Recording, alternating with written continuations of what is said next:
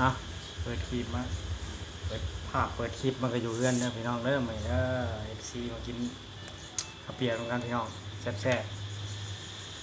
ๆก่อนอื่นก็กราบทักทายสบายดีพ่อแม่พี่น้อง FC เบิดทุกผู้ทุกคนทั้งภายในและก็ต่างประเทศก็ยินดีเข้าสู่ช่องของพร Channel เด้อพี่น้องเด้ออย่าลืมพากดไลค์กดแชร์กดติดตามแม่เด้อมากินข้าวเปียกร่วมกันมื้อนี้พี่น้อง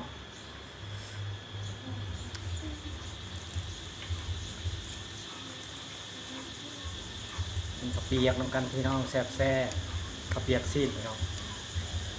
ซีน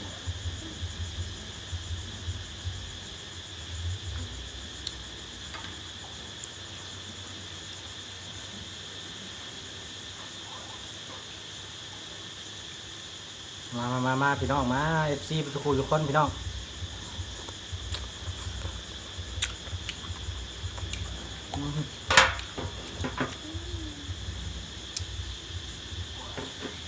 กัดกับกะปิพี่น้อง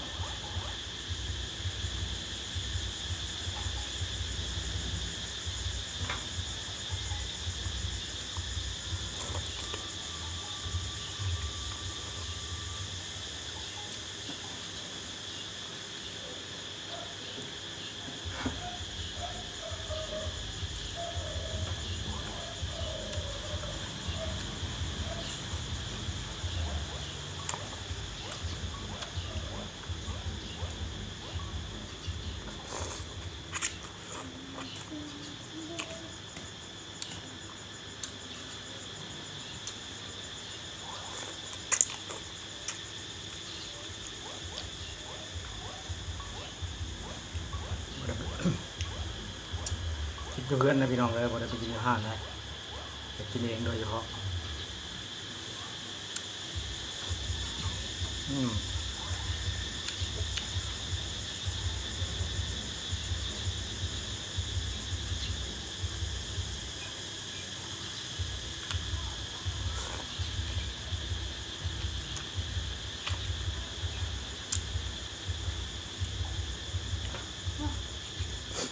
ฮะ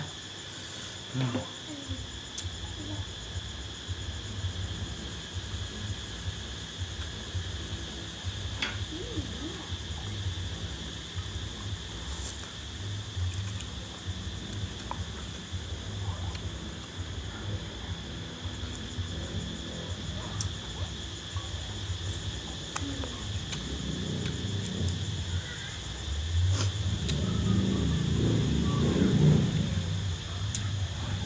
เผ็ด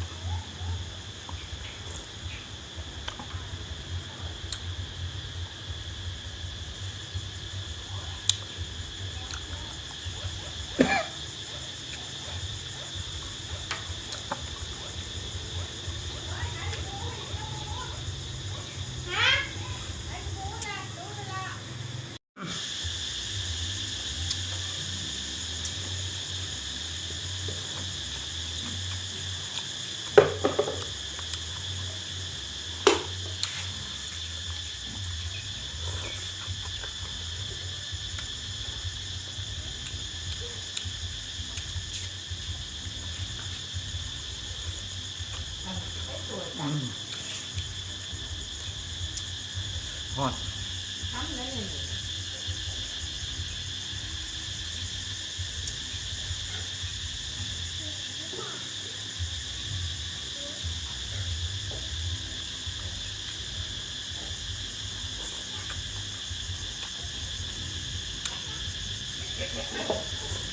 มึงไม่เห็นมันฝังเลยป้าใหญ่เลย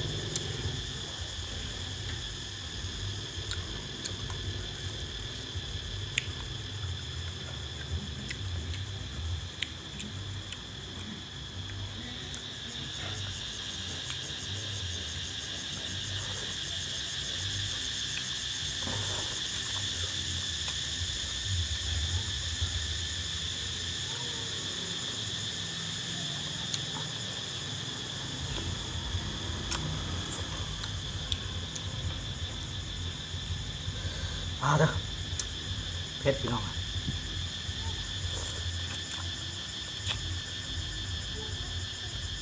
กลางเป็ดดิบมัน3 หน่วยเผ็ดทั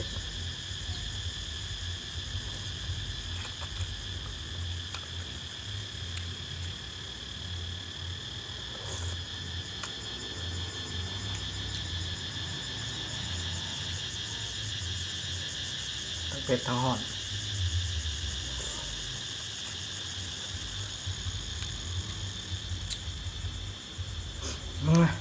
มาจากวัดขี้มูกเด้อพี่น้องเด้อขอโทษขออภัยเด้อ มาจากวัดจากขี้มูกเด้อบาดมันเผ็ดเลยมันมาเบิดมันมาได้ใช้กัดต่ออีกนี่คุยจังซี่กินคุยจังซี่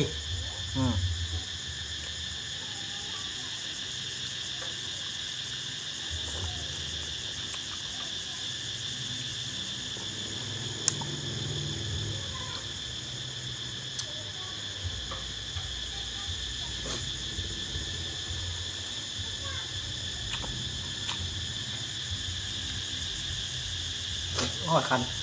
หูดังขอโทษ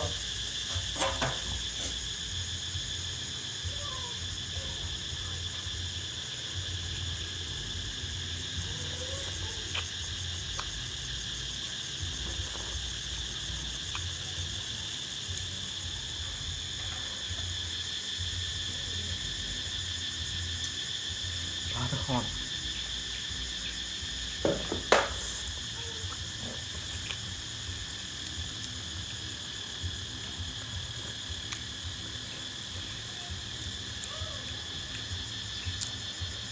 แซ่บ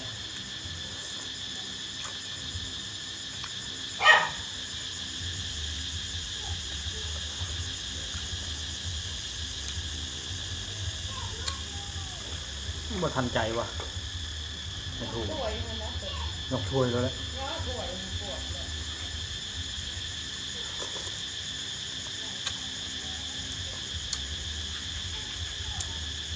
พอแล้วกะปินี่กัดเบิ้ลเผ็ด4 หน่วย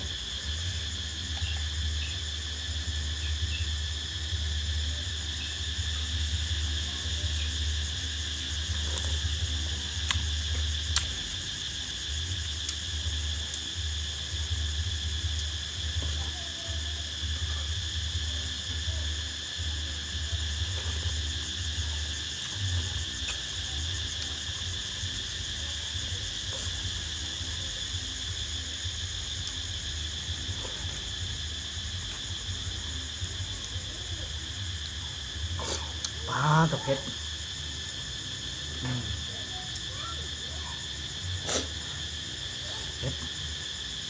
เผ็ดพี่น้องเอ้ยเผ็ด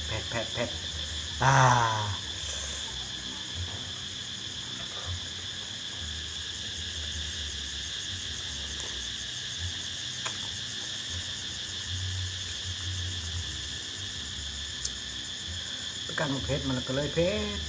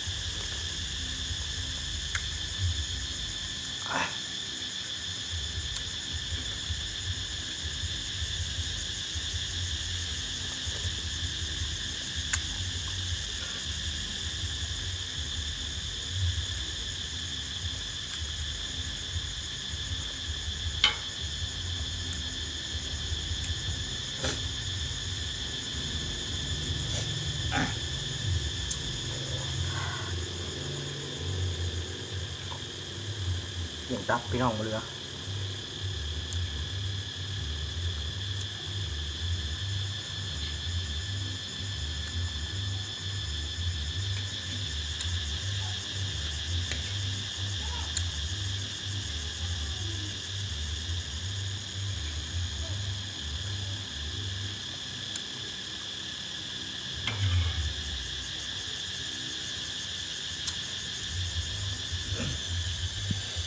นี่เหลือแต่ถ้วยพี่น้อง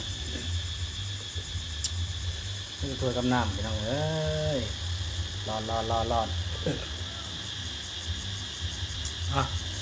สันนี้จบคลิปไปเพียงเท่านี้แล้วพี่น้องเด้ออ่ะจบคลิปจะมีพี่น้องพี่บ๊ายบาย